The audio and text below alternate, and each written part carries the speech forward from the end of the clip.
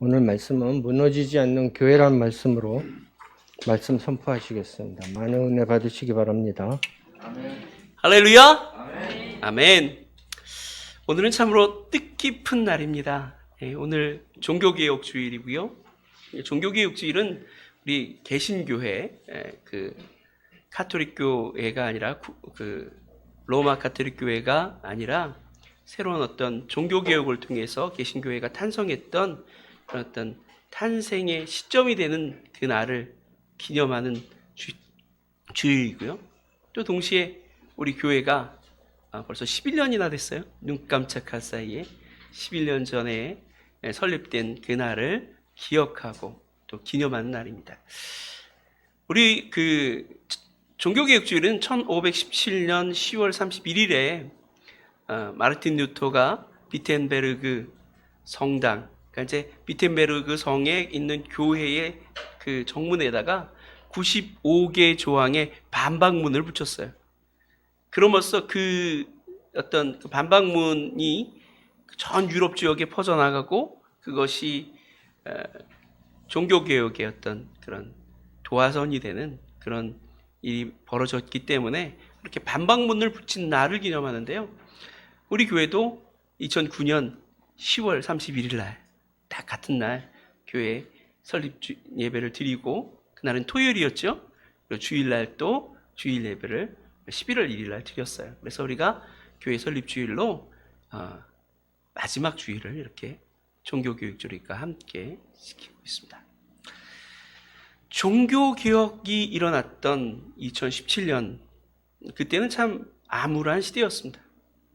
교회가 너무나도 타락해서 정말 교회답지 못한 그런 시대였어요.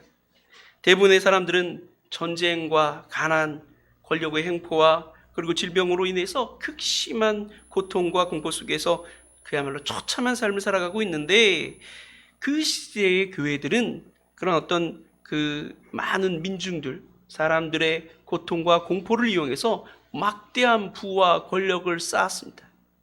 특별히 1095년부터 1291년까지 약 200년간 이어진 이 십자군 전쟁은 그야말로 유럽 사회를 황폐하게 만들어 버렸죠. 많은 사람들이 전쟁에 동원되어 나가서 죽었고, 그리고 정말 그 동원된 사람들이 전쟁에 나가서 죽으니까 어때요? 그 남은 자들의 고통, 생산력이 떨어진 고통이 얼마나 끔찍했겠어요. 게다가 십자군 전쟁이 끝나고 한 100여 년이 지난 1348년 정도에 유럽에 정말로 무서운 질병이 돌기 시작합니다. 패스트입니다. 이 패스트가 그야말로 팬데믹을 일으키면서 유럽 인구의 절반 이상을 죽이게 됩니다. 절반 이상이 목숨을 앗아가게 됩니다. 그러니까 어때요? 유럽 사회는요, 그야말로 가장 비참하고 처참한 지경에 놓여지고, 그들은 정말 끊임없이 영주들과 그리고 또 교회의 어떤 그런 비숍들에게, 그런 어떤 성직자들에게 착취당하면서 고통스러운 삶을 살아가는 거예요. 그들은 정말 삶의 고통과 죽음에 대한 공포에 사로잡혀서 이 땅에서의 삶보다는 영원한 천국의 삶을 간절히 바라게 된 것이죠. 그들의 마음속에서는 항상 이 땅에서의 삶이 아니라, 이 비참하고 가혹한 이 세상에서의 삶이 아니라 영원한 천국에 대한 기대와 소망으로 가득 차 있었습니다. 할 수 있다면 이 세상을 통해서 영원한 천국 가고 싶었어요. 천국은 모든 고통이 끝나는 곳이고, 눈물과 슬픔이 사라지는 곳이고, 우리의 바람이 완전히 정말로 충족되는 그런 곳이기 때문에 그 땅을 바란 것이죠. 근데 로마 카톨릭 교회는 사람들의 그런 심정을 이용해서, 그런 상황을 이용해서 장사를 했어요. 그들이 교회가 가지고 있다고 하는 그런 성도들의 사면권, 죄에 대한 사면권, 오늘 본문에 나오는데 예수 그리스도께서 베드로에게 이렇게 말씀하시죠. 내가 천국의 열쇠를 내게 주리니 내가 땅에서 무엇이든지 매면 하늘에서도 매일 것이요 땅에서 무엇이든지 풀면 하늘에서도 풀리리라. 당시 가톨릭 교회는 이 말씀이 교황에게 주어진 사면의 특권이라고 받아들였어요. 그래서 교황이 죄 없다고 하면 죄가 없어지는 것이고 죄 있다고 하면 죄가 있는 것이어서 교황이 사면해주면 아무리 큰 죄인이라도 다 용서받고 천국 갈 수 있다는 거예요. 그래서 많은 사람들에게 오래전부터 이 사면을 빌미로 해서 그야말로 헌금을 걷어들였죠.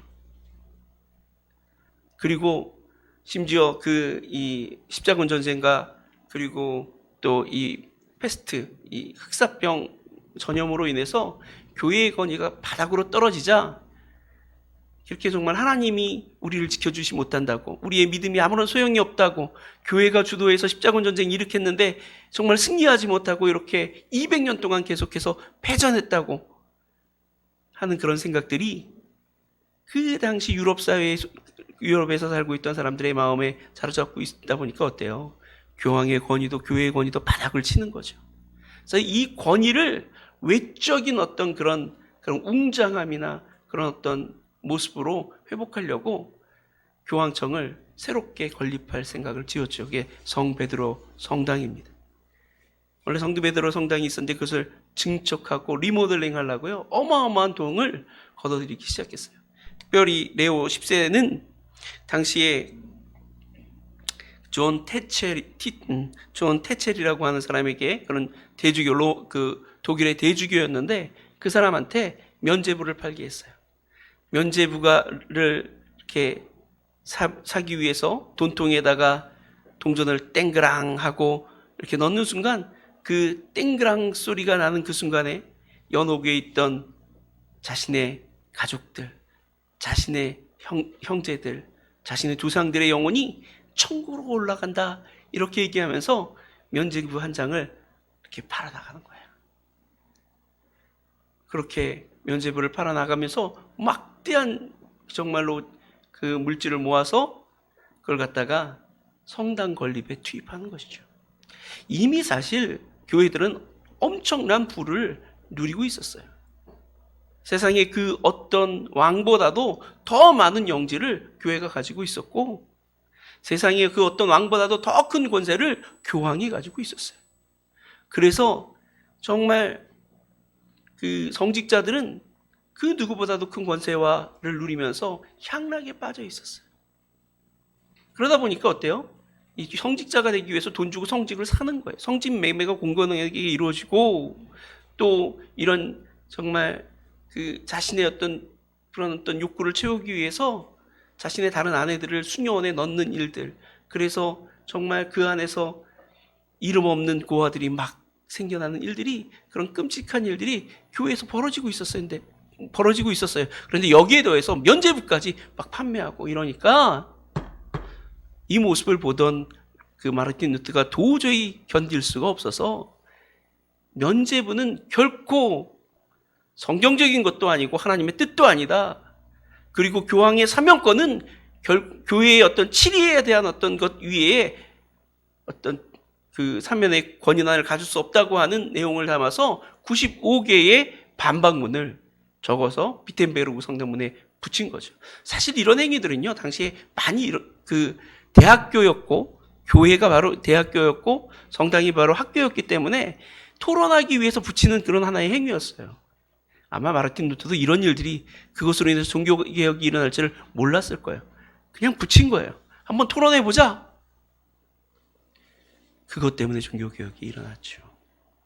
결국 마치 중세시대라고 하는 암흑의 시대에 비춰졌던 한 줄기 성광처럼 그 1517년 10월 31일의 그 사건은 종교개혁, 새로운 시대의 문을 여는 도화선이 되었습니다. 근데 오늘 그 사실을 보면서 우리는 분명한 한 가지 사실을 깨달을 수 있어요. 교회가 정말 전부 없어진 것 같고, 전부 타락해서 세상에서 완전히 지워졌을 것 같은 그런 시대에도 여전히 진정한 하나님의 교회는 남아있었다는 거예요. 사라지지 않고 남아있었다는 거예요. 온 세상의 교회들이 다 흔들리고 타락해서 정말로 그 땅에 버려진 소금처럼 정말 그 빛을 잃어버린 빛처럼 세상에 던져졌지만 그러나 그 가운데서도 진정한 하나님의 교회는 없어지도 사라지지도 흔들리지도 않고 여전히 그 가운데 우뚝히 서 있었다는 거예요. 그래서 새로운 교회를 잉태하고 새로운 교회를 낳기 위한 그런 시간을 보내고 마침내 그 어둠이 절정에 달았을 때 그 어둠을 깨치는 섬광으로서 세상에 드러나게 되었다는 것이죠. 이러한 사실은 오늘날에도 마찬가지입니다. 교회가, 우리나라 한국의 교회는요, 그야말로 급격한 성장의 시기를 지나왔어요. 70년대와 80년대를 지나면서 한국 교회는 그야말로 폭발적인 성장을 이루어왔습니다. 폭발적이었어요.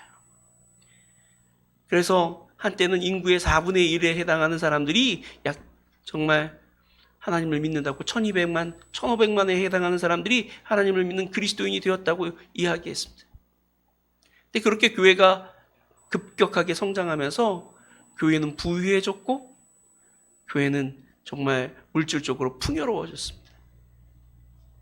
그래서 수천억짜리 교회들이 여기저기에 세워지고 수만 명의 사람들이 모여들면서 교회는 타락하기 시작했어요. 성직자들이 정말 하나님의 말씀보다는, 하나님보다는 사람의 어떤 그런 그 뜻에 더 많이 신경 쓰고, 그리스도인이라고 하는 사람들이 정말 하나님보다는 물질과 풍요를 더 사랑하고, 그러면서 모든 사람들에게 지탄받고 손가락질 받는 그런 교회로 변화되기 시작했고, 많은 사람들이 그런 교회들을 역겨워하면서 교회를 떠나가기 시작했어요. 마치 중세시대의 교회처럼 그렇게 타락해 가는 교회들이 보여졌습니다. 게다가 요즘 또 시작된 코로나19 바이러스는 교회를 더욱더 정말 힘겹게 만들었죠. 커다란 타격을 줬죠. 교회의 가장 그 핵심적인 기능 가운데 하나가 만나서 예배하고 찬양하며 교제하는 건데, 이 코로나19로 말미암아 그게 전면 차단되고 성도들이 교회에 나오지 못하고 교제하지 못하게 되고 하나님의 말씀을 듣지 못하게 되고 전혀 온라인으로 정말 예배 드릴 수 있는 준비가 되지 못했던 많은 교회들이 참 많은 어려움들을 겪게 되었습니다. 그래서 많은 사람들이 이제 곧 교회가 이 땅에서 사라질 날도 멀지 않았다, 이렇게 얘기하는 사람들도 많이 있습니다. 이 코로나19 사태가 지나고 나면 교회는 그 지금 이전의 어떤 교회의 절반으로, 그리고 계속해서 하락세를 타다가 어쩌면 1%도 남지 않는 그런 지경에까지 이르게 되고 말 것이다 라고 얘기합니다. 그러나 결코 그렇지 않을 것입니다. 왜냐하면 그때나 지금이나 언제든지 하나님의, 진정한 하나님의 교회는 흔들리지 않고 견고히 서 있기 때문입니다. 오히려 이런 시대를 지나면서 교회는 더욱더 깨끗해지고 거룩해지고 온전해져서 다음 세대에 더욱더 견고하고 아름다운 교회로 새롭게 세워지게 될 줄로 믿습니다. 그런 믿음을 가져야 돼요. 그렇다면 왜 교회는, 진정한 하나님의 교회는 흔들리지 않는 것일까요? 왜 진정한 하나님의 교회는 그 어떤 시대 가운데서도, 그 어떤 사탄의 공격과 도전 앞에서도 흔들리지 않고 견고하게 그 자리를 지킬 수 있는 것일까요? 오늘은 여기에 대해서 함께 생각해 보려고 합니다. 첫 번째로, 진정한 믿음이라는 것은 결코 변질되거나 사라질 수 없기 때문이에요. 오늘 본문의 말씀에 보면 17절 말씀에 예수께서 바요나 시몬에게 이렇게 말하죠. 바요나 시몬아, 내가 복이 있도다. 이를 내게 알게 한 이는 혈육이 아니요 하늘에 계신 내 아버지니라. 베드로로 하여금 믿음을 갖게 하신 분이 누구예요? 하나님이에요.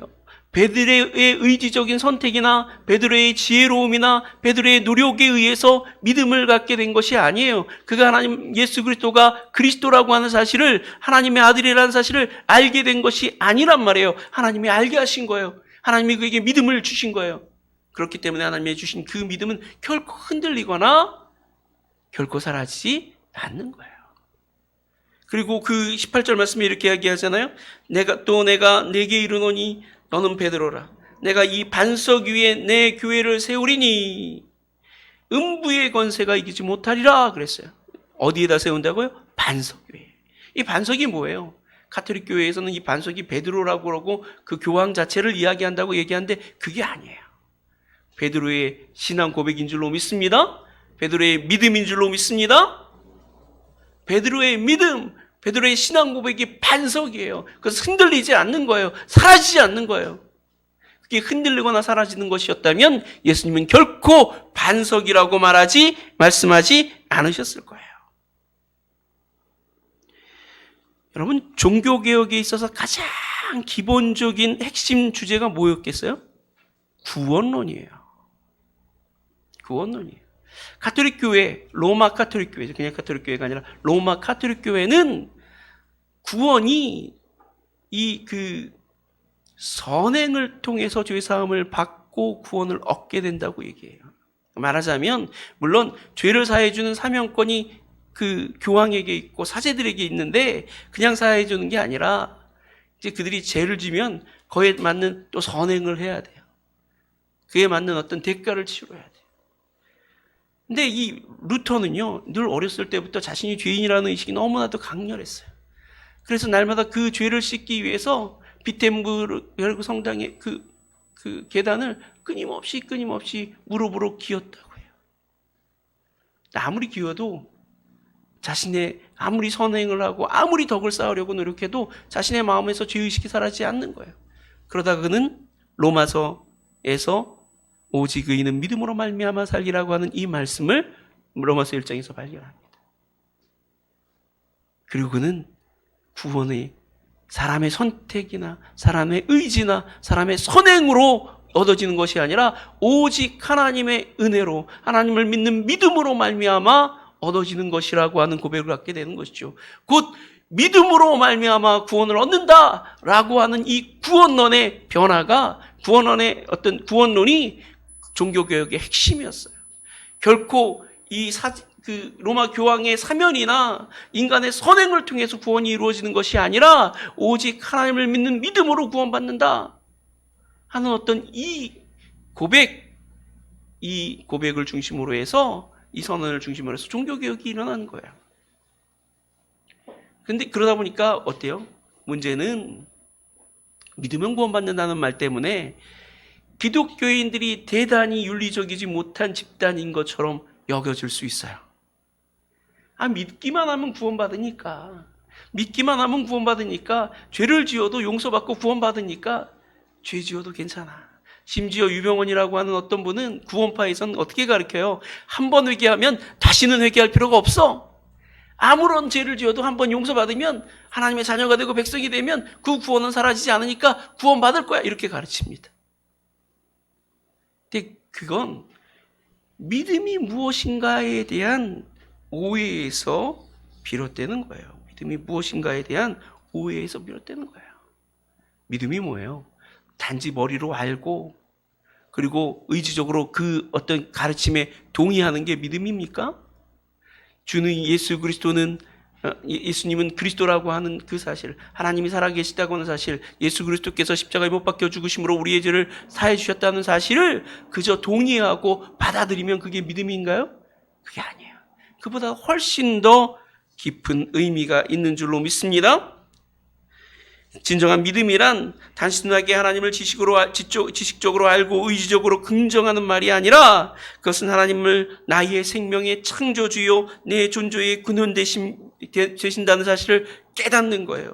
그리고 하나님의 자녀, 하나님의 백성으로 새롭게 거듭나는 거예요. 태어나는 거예요.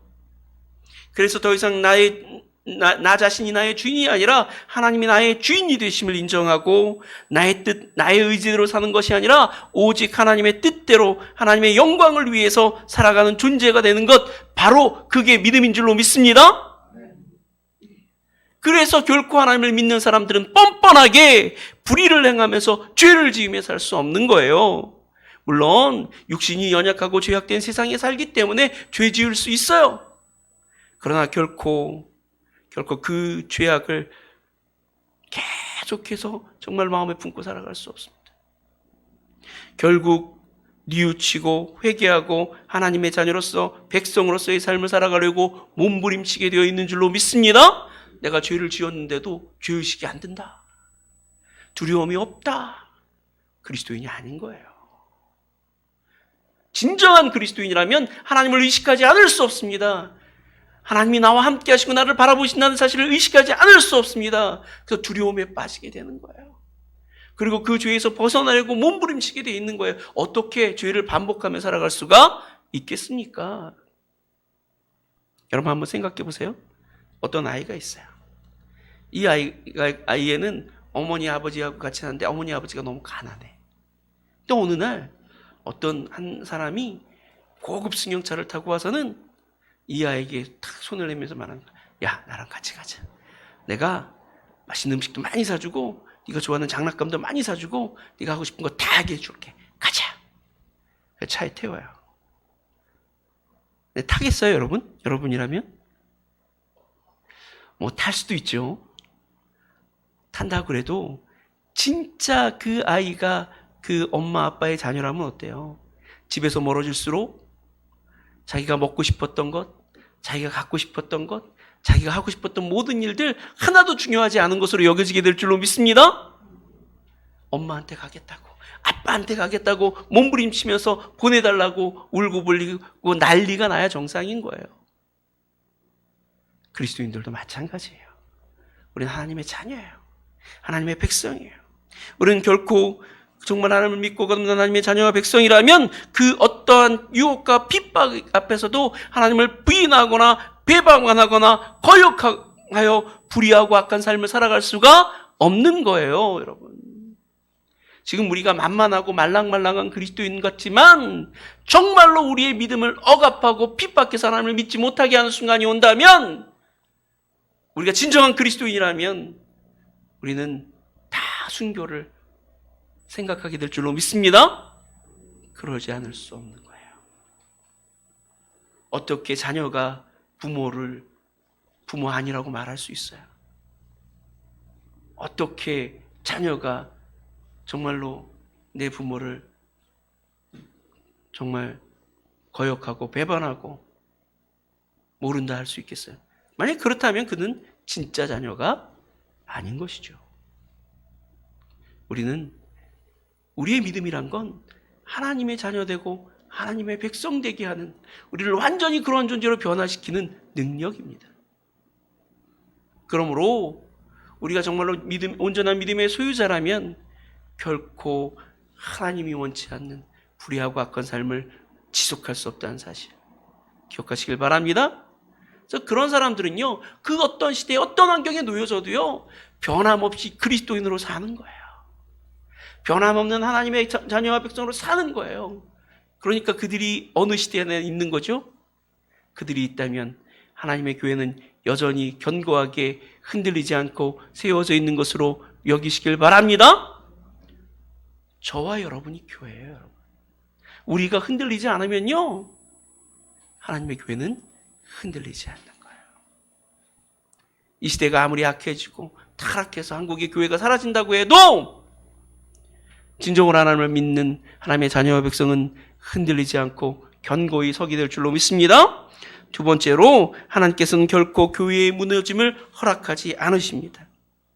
여기 보면 18절 말씀해 보면 18절 말씀해 보면 내가 네게 이르노니 너는 베드로라 내가 반석 위에 내 교회를 세우니 음부의 권세가 이기지 못하리라. 내가 누가 세운다고요? 내가 세운다고 그랬어요. 누구의 교회를요? 내 교회를. 교회는 하나님의 것임을 기억하시길 바랍니다.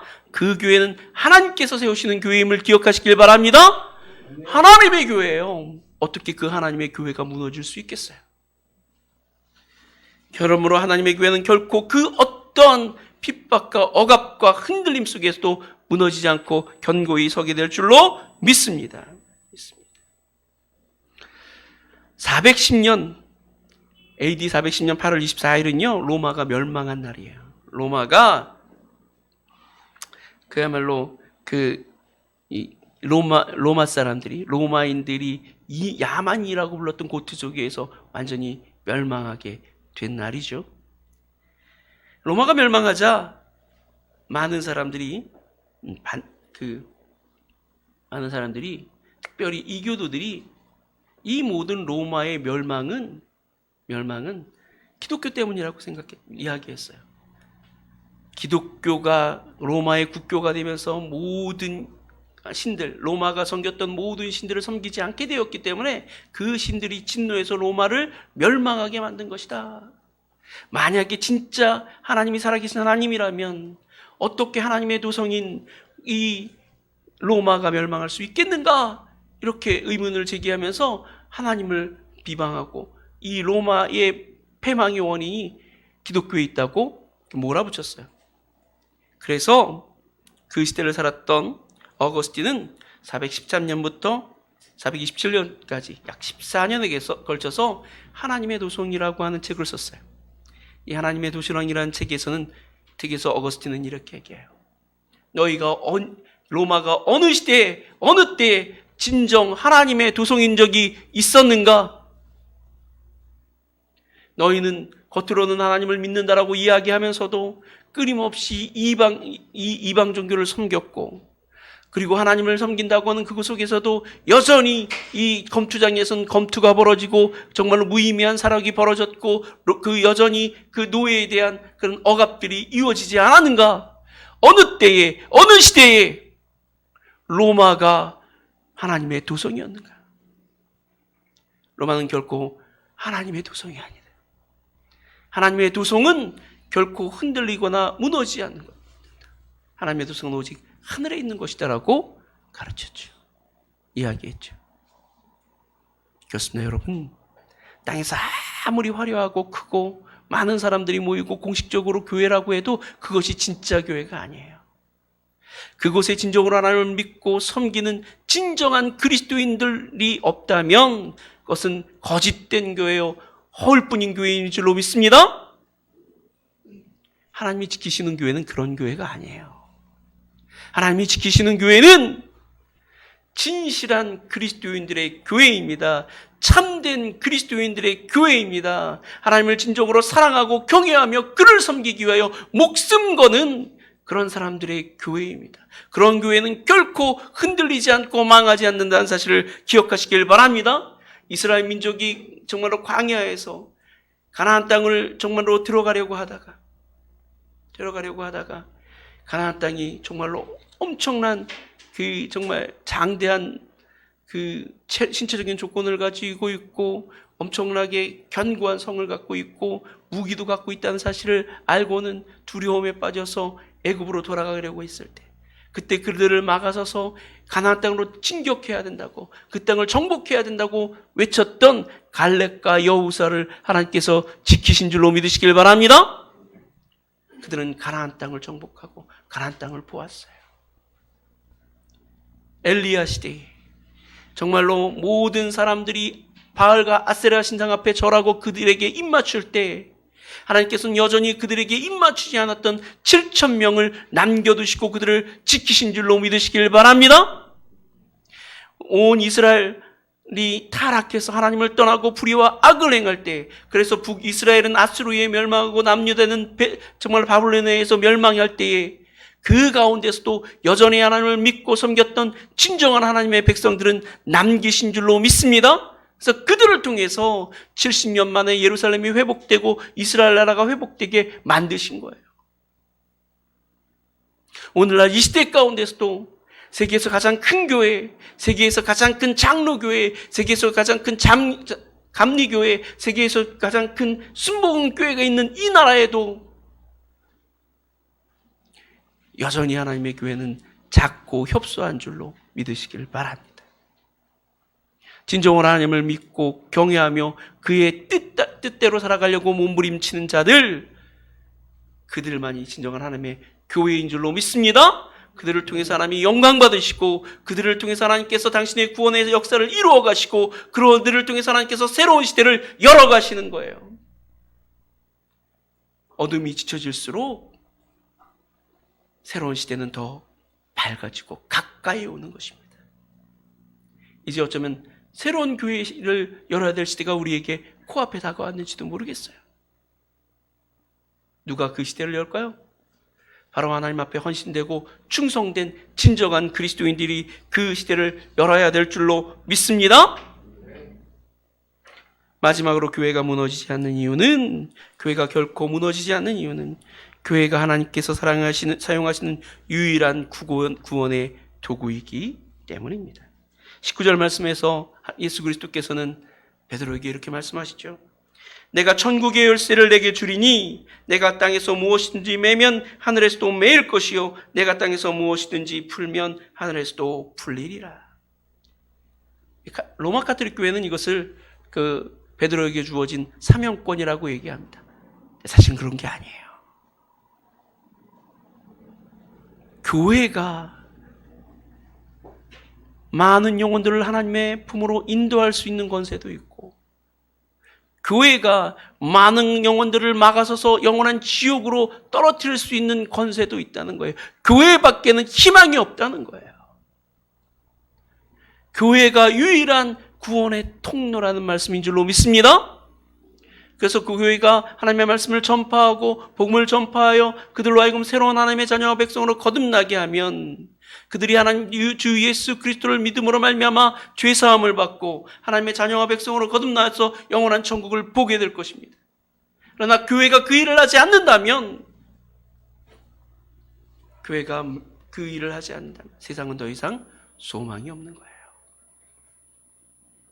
하나님은 오직 교회를 통해서 일하시고, 하나님은 교회를 통해서 당신의 구원의 역사를 이루어 가심을 믿으시길 바랍니다. 그러므로 하나님께서 이 땅에 다시 오시는 그 순간까지 교회는 결코 망하지 않습니다. 교회는 결코 무너지지 않습니다. 그러므로 항상 하나님의 교회에 속해서 하나님의 영광을 나타내는 하나님의 자녀와 백성으로 살아가시길 바랍니다. 우리에게 중요한 건 한국의 교회가 얼마나 견고하게 세워질 것인가, 이 한국 교회가 혹시 흥하거나 무너지거나 망하는 거 아닌가, 이게 중요한 게 아니에요. 중요한 건 내가 진정한 하나님의 자녀와 백성인가. 그래서 정말 하나님이 말씀하시는 그 진정한 교회의 일원이 될 자격이 있는 사람인가, 이게 중요한 줄로 믿습니다. 진정한 하나님의 자녀와 백성으로 인정되는 저와 여러분이 되시길 바랍니다. 우리가 진정한 하나님의 자녀와 백성으로서 하나님을 두려워하고 하나님의 선하신 뜻대로 살아가기를 결단한다면 이 시대의 교회는 여전히 희망이 있는 거예요. 오늘은 우리 교회의 설립주일인 동시에 또 종교개혁주일인데, 이날을 기념해서 두 분의 또 권사님을 세웁니다. 오랫동안 우리 교회를 위해서 헌신하고 또 많은 분들에게 믿음의 본을 보였던 분들이죠. 이분들을 통해서 우리가 정말로 아름다운 하나님의 교회가 어떠해야 하는지를 보게 될 줄로 믿습니다. 우리는 이 두 분뿐만 아니라 우리 교회에 속한 모든 성도들이 하나님이 인정하시는 진정한 그리스도인으로서 하나님과 세상 앞에 부끄럽지 않은 삶을 살아가기로 결단해야 될 줄로 믿습니다. 그래서 이 세상이 흔들리고 없어지고 사라지는 교회의 일원이 아니라 흔들리지 않는 교회, 무너지지 않는 교회의 일원으로서 마침내 영원한 하나님의 나라를 보는 저와 여러분이 되시기를 주님의 이름으로 간절히 축원합니다. 이 시간 우리 다 같이 기도하겠습니다.